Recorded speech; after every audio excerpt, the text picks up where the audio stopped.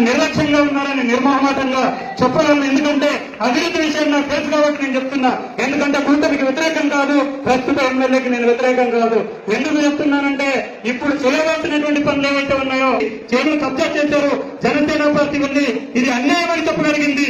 మరి అన్ని చూసేటువంటి స్థానిక ఎమ్మెల్యే గారు, మరి అన్ని విషయాలు చూస్తున్నటువంటి వీరు మరి ఎందుకు ఆ గ్రామంలో ఉన్నటువంటి ప్రభుత్వ పాఠశాల భవనంలో అక్రమంగా నిర్మాణం జరుగుతూ ఉంటే సోషల్ మీడియా అన్ని చూస్తూ సోషల్ మీడియాలో మీరు చక్కలు కొడుతున్నప్పుడు మరి ఈ విషయంలో ఎందుకు చూడరు అని అడుగుతా ఉన్నాం.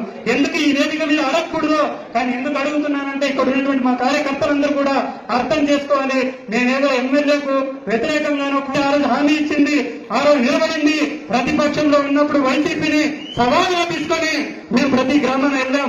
ప్రతి వీధ ప్రతి సమస్య పైన మాట్లాడగలిగేది జనసేన పార్టీ తప్పనిసరిగా మాట్లాడుతుంది. అభివృద్ధి పైన ఖచ్చితంగా నిక్కచ్చిగా నిలబడుతుంది. ఎక్కడంటే పరిస్థితి ఉండదు. జనసేన పార్టీ రాబోయేటువంటి స్థానిక సంస్థల ఎన్నికల్లో కూడా జనసేన పార్టీ యొక్క సత్తా ఏంటో చూపించగలుగుతామని కూడా ఇక్కడ ఉన్నటువంటి వైసీపీ పార్టీకే కాదు అన్ని పార్టీలకు కూడా ఇది సవాలుగా తీసుకోవాలని చెప్పేసి ఈ సందర్భంగా చెప్తా ఉన్నాం. ఎందుకంటే మేము